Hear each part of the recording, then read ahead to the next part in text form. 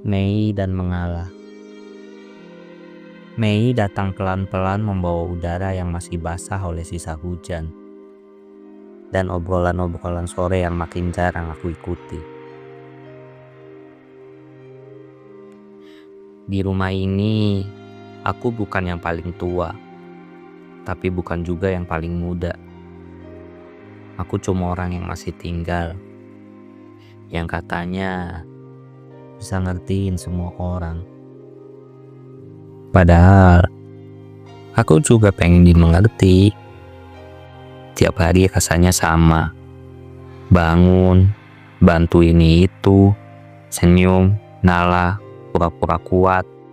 Dan kadang diam-diam nangis di kamar mandi karena suara hati gak pernah cukup keras dibanding suara keluarga. Tapi aku tetap di sini karena rumah ini butuh yang ngerti. Butuh yang bisa diem waktu semua orang pengen menang sendiri. Butuh yang bisa jadi jembatan pas dua hati lagi saling ngambek. Dan kadang yang ngerti itu capek juga.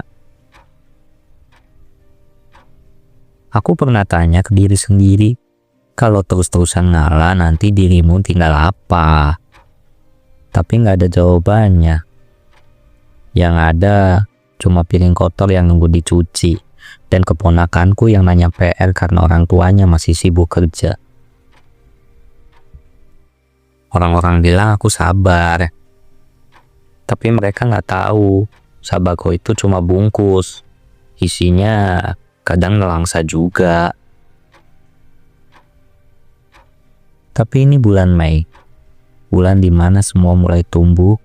Bulan dimana aku pelan-pelan belajar kalau mengalah bukan berarti kalah. Kadang mengalah itu bentuk cinta paling dewasa. Cinta yang gak minta dibalas. Cinta yang tahu kapan harus mundur biar yang lain bisa maju. Dan meski capek, aku mulai sadar rumah ini tetap berdiri karena ada orang-orang yang tetap tinggal. Meski mereka pernah pengen pergi juga. Keluargaku gak sempurna. Tapi setiap kali ibuku tertawa dan mulai bercerita, atau kakak pulang lebih cepat buat makan bareng, aku tahu mungkin semua pengorbanan kecilku gak sia-sia. Mei bukan cuma tentang bunga yang mekar, tapi juga tentang hati yang tumbuh pelan-pelan. Belajar jadi dewasa tanpa harus kehilangan diri sendiri.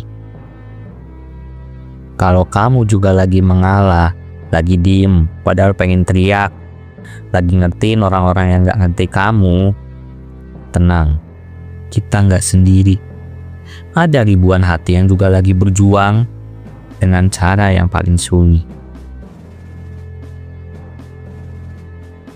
Dan semoga suatu hari nanti kita bisa bilang ke diri sendiri, aku bangga sama kamu karena kamu tetap bertahan di saat semua alasan buat pergi lebih banyak dari alasan buat tinggal. Terima kasih Mei, sudah ajarkan aku untuk tetap kuat meski tak selalu jadi yang utama.